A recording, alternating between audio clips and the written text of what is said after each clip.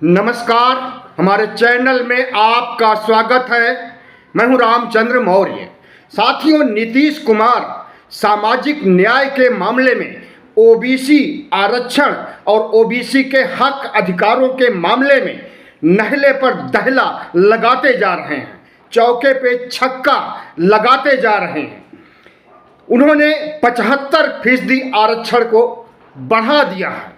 जो आरक्षण ओबीसी को 27% दिया जाता था, तो उस समय भारतीय जनता पार्टी ने कमंडल के खिलाफ मंडल उठा लिया था और पूरे देश को सांप्रदायिक जुनून में, सांप्रदायिक दंगों में तब्दील कर दिया था। याद रहे, 1990 से लेकर के और 1993 तक 3 सालों में सांप्रदायिक दंगे इतना ज़्यादा भारतीय जनता पार्टी ने किया था, जिसमें लगभग 3000 लोगों की मौत हुई थी। आज वही भारतीय जनता पार्टी ओबीसी को उसका आरक्षण, उसका वाजिब हक देने के खिलाफ है। आज भी, उस समय भी खिलाफ थी और आज भी खिलाफ है। लेकिन आज स्थिति बदल चुकी है। वह कोई दंगे नहीं भड़का सकती है आरक्षण के खिलाफ, मंडल के खिलाफ कमंडल नहीं उठा सकती है। और मंडल 1 की शुरुआत बीपी सिंह ने 1990 में किया था, अर्जुन सिंह ने 1992 में किया था और मंडल 2 की शुरुआत नीतीश कुमार ने बिहार से किया, ओबीसी जनगणना करा करके और 75% आरक्षण का तड़का लगा करके। 75% आरक्षण का तड़का उधर भगवा गैंग भड़का। भारतीय जनता पार्टी, आरएसएस और जितने भी हिंदू संगठन हैं भड़क गए हैं। क्यों 75% आरक्षण किया गया? क्यों ओबीसी को बढ़ाया गया आरक्षण? क्यों यादवों की संख्या ज़्यादा गिनी गई? यादव की जितनी जनसंख्या है उससे ज़्यादा दिखाया जा रहा है यादव को, मुस्लिम को। यह बात कोई और नहीं, अमित शाह ने कही है अभी 3 दिन पहले बिहार के मुजफ्फरनगर में। तो जिस तरह से परसों नीतीश कुमार ने आरक्षण की सीमा बढ़ा करके कैबिनेट बैठक में 75% कर दिया और उसे 9 नवंबर को विधानसभा से भी पास करा दिया जाएगा और उसके बाद बिहार में आरक्षण की सीमा 75% हो जाएगी। आपको बता दें कि 43 यानी 43% आरक्षण ओबीसी को दिया जा रहा है, जबकि ओबीसी के साथ अब भी हकमारी हो रही है। इनकी जो वास्तविक संख्या है बिहार की जनगणना के अनुसार वो 63% है। तो ओबीसी को 63% आरक्षण मिलना चाहिए। और इसके अलावा दलित समुदाय के लोग जितने हैं लगभग 19-20%, उनको भी 19-20% मिलना चाहिए। आदिवासी समाज के लोग 2 या 3% हैं, तो 2 या 3% उन्हें भी मिलना चाहिए। लेकिन ओबीसी को अभी फिलहाल 43% दिया गया है और दलित समाज को 20% और आदिवासी समाज को 2%, कुल मिलाकर के 65% हुआ। और 10% ईडब्ल्यूएस कोटा, जिसमें कि सवर्णों को भी आर्थिक आधार पर आरक्षण देने का प्रावधान 2019 में प्रधानमंत्री नरेंद्र मोदी ने किया था, चुनाव से थोड़ा समय पहले। तो चुनाव के समय या उससे पहले अगर प्रधानमंत्री ने घोषणा किया था तो नीतीश कुमार ने उसी समय ईडब्ल्यूएस कोटा ला दिया था बिहार में, और उनसे पहले ईडब्ल्यूएस कोटे के तहत सवर्णों को आरक्षण देने की शुरुआत हो गई है।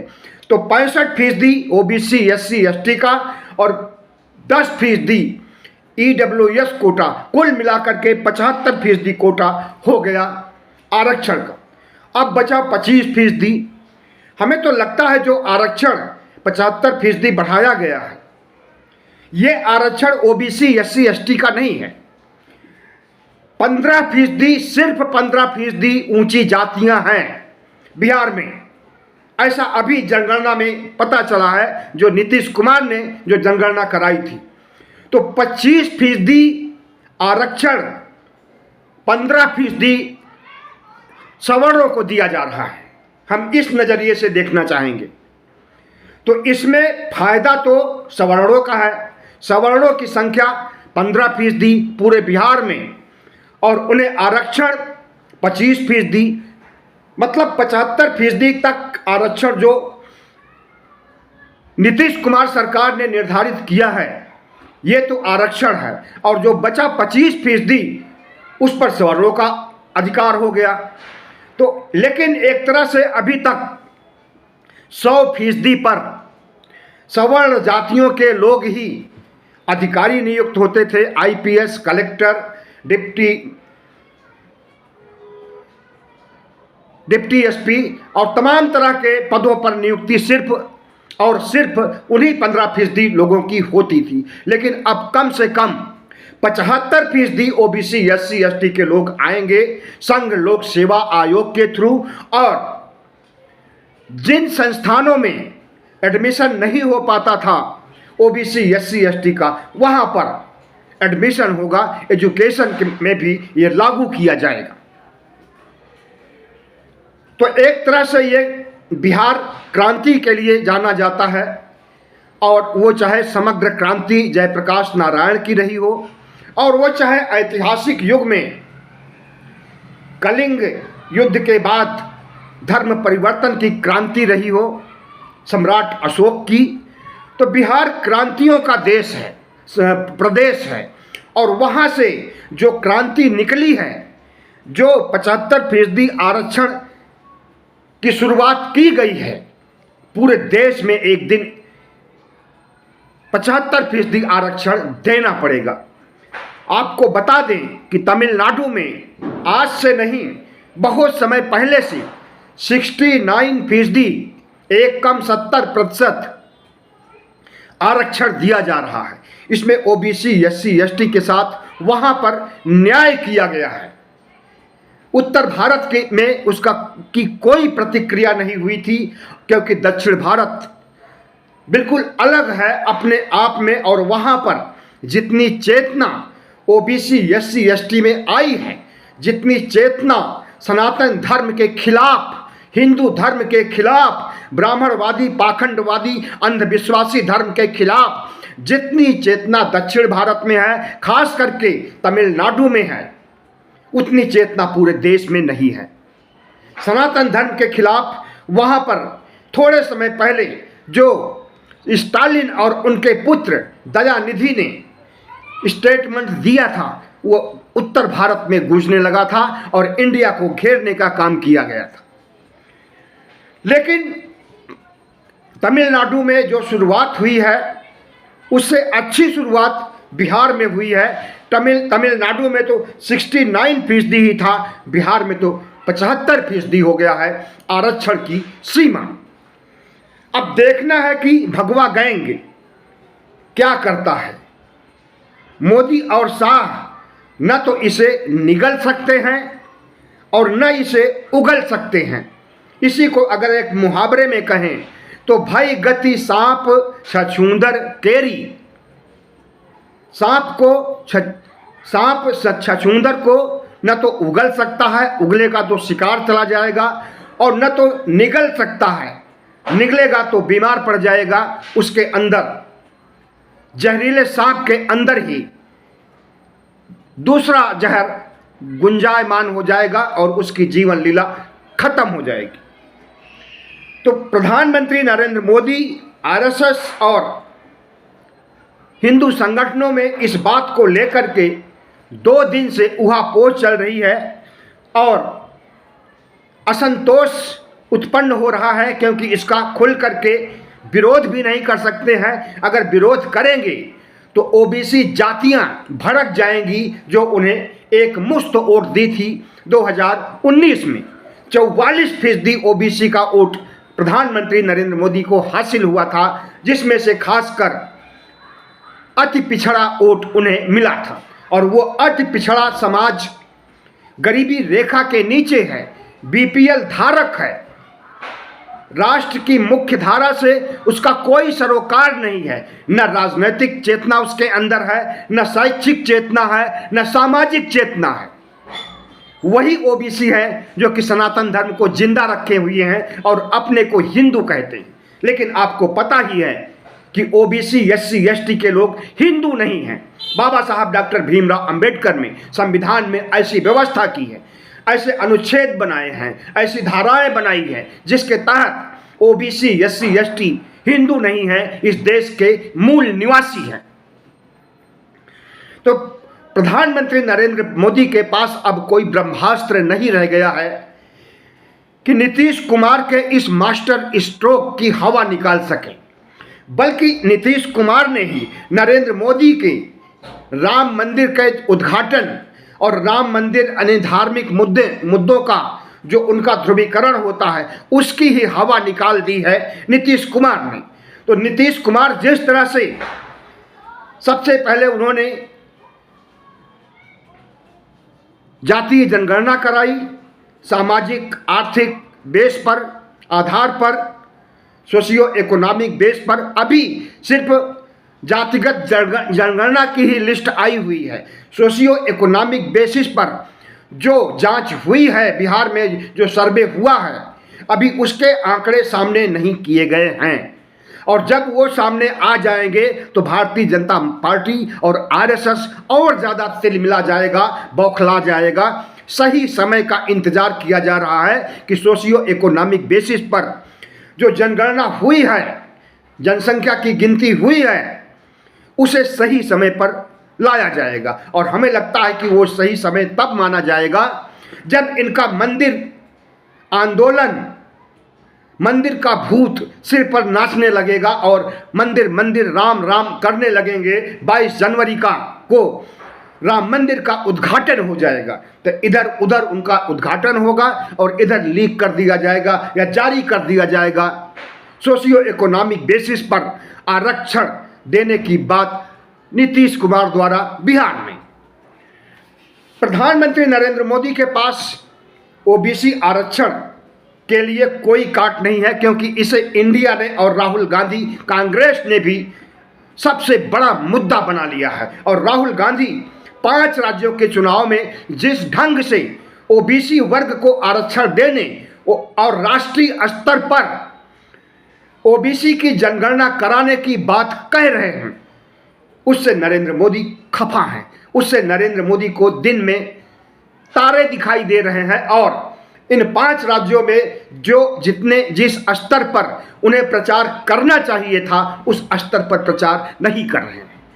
24 घंटे चुनाव के मूड में रहने वाले, चुनाव जीतने की फितरत को सोचने वाले प्रधानमंत्री नरेंद्र मोदी 5 राज्यों के चुनाव में बहुत कम समय दे पा रहे हैं। और जितनी भव्य रैलियां किया करते थे, मोदी मोदी मोदी मोदी के नारे लगते थे, और जिस तरह से भर भर करके बसों में लोगों को लाया जाता था, भीड़ स्वयंभू नहीं होती थी, स्वयं से नहीं आती थी, भीड़ इकट्ठा की जाती थी, वह सब कुछ बंद पड़ा हुआ है। और प्रधानमंत्री नरेंद्र मोदी पिछले चुनाव की तरह इस बार 5 राज्यों के चुनाव में हिस्सा नहीं ले रहे हैं। इसकी वजह है कि उन्हें पता चल गया है कि इन 5 राज्यों में उनकी हार होने वाली है, हार ही नहीं बुरी हार होने वाली है। और जिसका फैसला इस सेमीफाइनल के द्वारा जो फैसला जनता सुनाएगी, उसका असर 2024 के चुनाव पर, जो सिर्फ 6 महीने बाकी रह गया है, उस पर भी पड़ने वाला है। तो प्रधानमंत्री नरेंद्र मोदी अपनी सीट बचाने के लिए, लोकसभा सीट और लोकसभा में अपने बहुमत को बचाने के लिए, लोकसभा जीतने के लिए पूरी ताकत अभी से लगा रहे हैं। 5 राज्यों के चुनाव से उनका कोई मतलब नहीं है। इसीलिए चुनाव हो रहे हैं 5 राज्यों में, तेलंगाना से लेकर के मिजोरम तक। और अमित शाह मुजफ्फरपुर में, बिहार में जाकर के भाषणबाजी कर रहे हैं, मुजफ्फरपुर बिहार में जाकर के रैली कर रहे हैं। तो ये तो उलटवासी हुई। रैली होनी चाहिए इनकी तेलंगाना, छत्तीसगढ़, राजस्थान, मिजोरम, मध्य प्रदेश में, और जाकर के रैली कर रहे हैं बिहार में। इसका मतलब है कि प्रधानमंत्री नरेंद्र मोदी और अमित शाह अंदर ही अंदर मन ही मन में मान चुके हैं कि 5 राज्य गए हाथ से, लेकिन लोकसभा को नहीं हारना चाहते हैं। इसलिए मुजफ्फरनगर में जाकर के रैली कर रहे हैं। तो देखना यह है कि प्रधानमंत्री नरेंद्र मोदी नीतीश कुमार के इस आरक्षण फार्मूले 75% का बम्पर आरक्षण देने के एजेंडे के बाद क्या इनके पास ब्रह्मास्त्र होगा। हमें तो लगता है कि कोई ब्रह्मास्त्र नहीं है और यह नीतीश का मास्टर स्ट्रोक है और उन्होंने इस स्ट्रोक के जरिए हिंदुत्व का भारी भरकम गुब्बारा फोड़ दिया है। हिंदुत्व कार्ड अब नहीं चलने वाला है। इस बात को हम नहीं कह रहे हैं, बल्कि आरएसएस खुद स्वीकार कर चुका है और आरएसएस खुद स्वीकार किया है कि जिन पिछड़ी जातियों को, दलित जातियों को, आदिवासी जातियों को हमने 4000 साल तक शोषण किया है, हमने 4000 तक उन्हें नीच कहा है, हमने 4000 तक उन्हें गुलामी करवाई है। आज समय आ गया है कि उन्हें समानता का अधिकार मिलना चाहिए और कम से कम 200 साल तक ओबीसी, एससी, एसटी को आरक्षण मिलना चाहिए। यह शब्द हैं मोहन भागवत के, जो थोड़े समय पहले उन्होंने ये बयान दिया था। और याद रखें कि 2015 में बिहार चुनाव के दौरान इन्हीं मोहन भागवत ने कहा था कि आरक्षण की अब समीक्षा की जानी चाहिए। बहुत समय हो गया आरक्षण के तहत नौकरियां देते हुए, एडमिशन करते हुए, अब इसकी समीक्षा होनी चाहिए। 1990 से ही आरक्षण लागू हुआ है, अब इसकी समीक्षा होनी चाहिए। जिसकी इतनी प्रतिक्रिया हुई थी यूपी से लेकर के बिहार तक, बिहार से झारखंड तक, झारखंड से मध्य प्रदेश तक, कि लगभग हर जगह इनकी सरकारों का सफाया हो गया था सिर्फ एक बयान पर। तो मोहन भागवत को लगा होगा कि जब हमारे आरक्षण के बयान पर इतना बड़ा नुकसान भारतीय जनता पार्टी को उठाना पड़ सकता है, तो 5 राज्यों के चुनाव हैं, क्यों ना हम आरक्षण का समर्थन कर दें। तो इसलिए आरक्षण का समर्थन करना मोहन भागवत की मजबूरी थी और भारतीय जनता पार्टी को जिताने के लिए उनका एक शगुफा था। आप ये नहीं समझिए ओबीसी, एससी, एसटी के लोगों कि मोहन भागवत आपके साथ हैं। मोहन भागवत आपकी गरीबी और आपके पिछड़ेपन से आहत हैं, संवेदनशील हैं, ऐसा नहीं है। वो कट्टर ब्राह्मण हैं और हर कट्टर ब्राह्मण ओबीसी, एससी, एसटी का शोषण करना चाहता है, उन्हें गुलाम बनाए रखना चाहता है, उन्हें नीच बनाए रखना चाहता है। मोहन भागवत अगर ये कह दें कि हम हिंदू राष्ट्र की मांग नहीं करेंगे, हिंदू राष्ट्र नहीं बनने देंगे, तो क्या संभव है? कतई नहीं कह सकते हैं, क्योंकि हिंदू राष्ट्र आज से नहीं, वो 100 साल से बना रहे हैं। 1925 से आरएसएस का गठन ही इसी के लिए किया गया था कि भारत को हिंदू राष्ट्र बनाना है, लेकिन लगभग 90 साल तक इनकी नहीं चल पाई। जब प्रधानमंत्री नरेंद्र मोदी 2014 में सत्ता में आए, तब से इन्हें लगने लगा कि अब हिंदू राष्ट्र बन सकता है। 14 से लेकर के 24 आने वाला है, लेकिन हिंदू राष्ट्र नहीं बन पाया। लेकिन अभी इनको उम्मीद है कि 24 से लेकर के 25 तक हिंदू राष्ट्र बनेगा। इसलिए भारतीय जनता पार्टी को भारी मतों से जितवाना है। इसके लिए आरक्षण का समर्थन कर दीजिए तो कोई फर्क नहीं पड़ने वाला है। इसके लिए कोई भी कुर्बानी कर दीजिए तो कोई फर्क नहीं पड़ने वाला है। बस ये है कि नरेंद्र मोदी को जिताना है, क्योंकि हिंदू राष्ट्र बनाना है। लेकिन इस बार इंडिया की सरकार बनने जा रही है, इसके संकेत मिल रहे हैं। 95 करोड़ मतदाताओं ने अपने मन में सोच लिया है कि जिस सरकार ने हमें सिर्फ धोखा दिया है, जुमले दिए हैं, झूठ दिया है, उस सरकार को अब और नहीं झेल सकते हैं। जिस सरकार ने देश को बेचने का काम किया है, अडानी अंबानी के कारपोरेट के हाथ देश को पूरी तरह से बेच दिया है, कारपोरेट को इतना मजबूत कर दिया है इतना ताकतवर कर दिया है। जिस समय कोरोना में लोगों की आमदनी घट गई थी, उस समय अडानी की आमदनी 10 गुना से ज़्यादा बढ़ गई थी। और इसी वजह से इस सरकार के प्रमोट करने से ही अडानी इतना बड़ा धन्ना सेठ बन गया कि दुनिया का नंबर 3, नंबर 4 व्यापारी बन गया। एक समय था जब नंबर 2 पर भी था, लेकिन अब इस देश की जनता ने भांप लिया है कि नरेंद्र मोदी 140 करोड़ लोगों के हितों से इनका कोई मतलब नहीं है। 140 करोड़ लोगों का विकास नहीं चाहते हैं, ये विकास चाहते हैं अडानी अंबानी का और 15% ब्राह्मणों का, क्षत्रियों का और वैश्यों का, क्योंकि ब्राह्मणों और क्षत्रों और वैश्यों की पार्टी भारतीय जनता पार्टी है। और कोई भी पार्टी होती है तो सबसे पहले वे अपना विकास करना चाहती है, उसके बाद अपने पूंजीपतियों का विकास करना चाहती है, उसके बाद देश के विकास के बारे में सोचती है। लेकिन प्रधानमंत्री नरेंद्र मोदी तो अपना विकास कर लिए